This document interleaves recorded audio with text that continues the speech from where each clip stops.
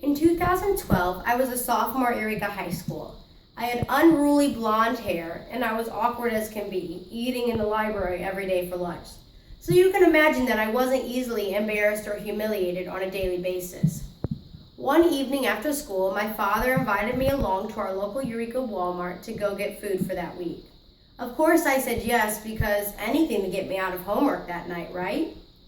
So as we were walking up and down, row after row after row, grabbing whatever food we needed for that week, milk, eggs, cereal, produce, vegetables, you name it, my dad and I were finally finished. As we arrived at the checkout line, he turned to me and said, "We forgot the tomatoes, Hannah." Quickly, I rushed over to the produce section with him to grab them. After passing the bananas and the avocados and everything else they have over there, I arrived at the basket of tomatoes. I quickly found the 3 ripest tomatoes I could and put them in one of those clear bags and awkwardly tied the green twist tie onto it. When I turned around, my dad was gone, but the cart was still there. So I put the tomatoes in the cart and started walking away.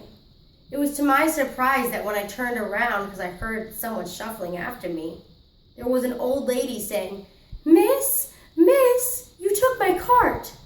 Horrified that I just took this 80-year-old lady's cart, I threw my hands in the air and quickly apologized. I turned to my right and noticed my dad had not moved from the same area he was in, and he still had our cart. I ran over to him as I continued to apologize to the old lady. When I got to him, he said, "Hannah, where are our tomatoes?"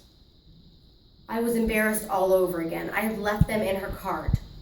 So, too embarrassed to go back to her cart and try to steal them out, I went and got new tomatoes. As we walked to the checkout counter, I noticed the old lady had arrived at the same time we had, but she was a little further up and her groceries were all on the conveyor belt already. When I noticed the clerk was checking out our tomatoes, I felt so bad that this lady had purchased our tomatoes, and to this day, I will never let my hands off the shopping cart.